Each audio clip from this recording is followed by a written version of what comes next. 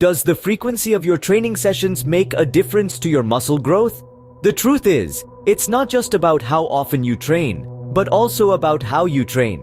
Science tells us that the optimal training frequency for each muscle group depends largely on individual fitness goals. Yet a common ground can be found. Generally speaking, training each muscle group 2 to 3 times per week seems to be the sweet spot for most individuals seeking to build muscle. Research suggests that training frequency doesn't have as much impact on muscle growth as the overall training volume does. In other words, the total number of sets you perform for each muscle group per week is of higher importance. When planning your training frequency, it's essential to consider how it interacts with other training variables, such as volume and intensity.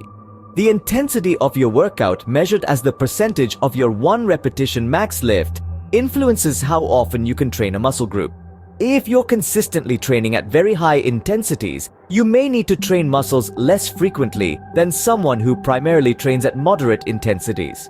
Relative intensity, which measures how close you go to failure on each set, is another factor to consider. If you push each set to the edge, you may benefit from a lower training volume and frequency. Conversely, if you tend to leave a few reps in the tank on most sets, you might respond better to higher training frequencies. Strength gain can be strategically planned by arranging the sets you perform weekly. While a small number of challenging sets can suffice for strength training, most powerlifting workouts involve more than the minimum. In resistance training, it's possible to have too much of a good thing. While increasing your workload over time is necessary for building muscular endurance, excessive junk volume can lead to recovery issues or even injury. The precise amount of too many sets varies from person to person. It's crucial to closely monitor your volume and assess its impact on your recovery. If you're performing 20 or more hard sets per body part per week and find it challenging to maintain progressive overload, you might be overdoing it. The same applies to muscle recovery. If you notice an increase in aches and pains, feel lethargic, unmotivated, or consistently downtrodden, you may be entering overtraining territory. Give your muscles at least 48 hours of rest between workouts to provide ample time for recovery and growth.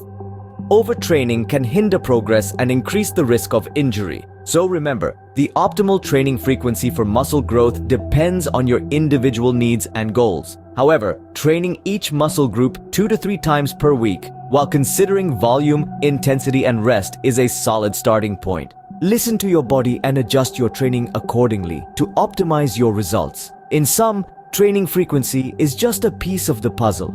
It's the way you train, the intensity, volume, and rest you give your body that will ultimately dictate the results. Keep this in mind, and you're on the right path to achieve your fitness goals.